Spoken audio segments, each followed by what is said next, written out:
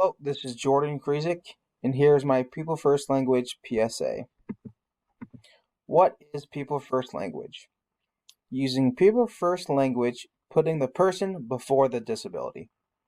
Use this person has a disability, not handicapped or disabled. This demonstrates good manners, respect, and initially the golden rule. Treat others how you want to be treated. Using people first language really shows the respect to this individual because you are looking past their disability and trying to get to know them as the human that they are. And remember, the person always comes first. Use phrases like person with disability, person with an intellectual disability. Do the words used to describe you have an impact on your life? You need to think about this really before you talk to anyone, not just a person with a disability. How to meet a person with a disability. Use the hide method. Say hello. Introduce yourself. Don't panic. Ask about goals or interests. You're going to meet individuals with disabilities everywhere you go. So you can start to ask them what interests they are. Maybe you have a common interest or even a common goal. Maybe you would be able to help them reach that goal. In the awkward. Don't be awkward. Try not to be awkward around them. They're humans just like us. They deserve to be treated with respect as every human should. Individuals with disabilities in America. People with disabilities People with disabilities constitute our nation's largest minority group in the US. 1 in 5 Americans has a disabilities. People with disabilities lead everyday lives.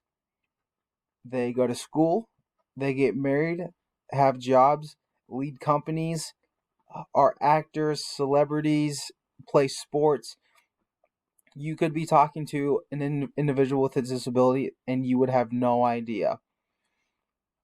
They are fully functioning, capable individuals.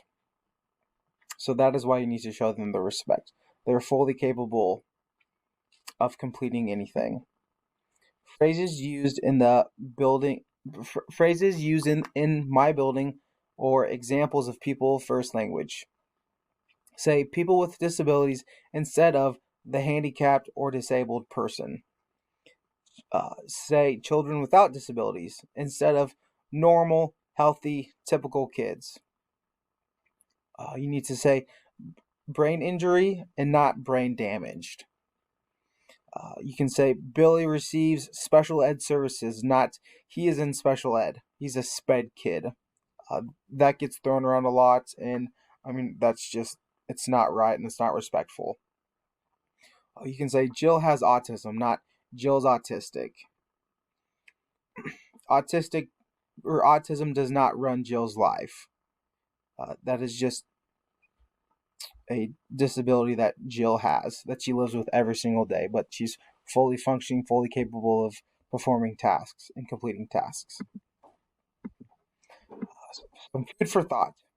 The largest minor group is one that any person can join at any time, at birth or later, through an accident, illness, or the aging process.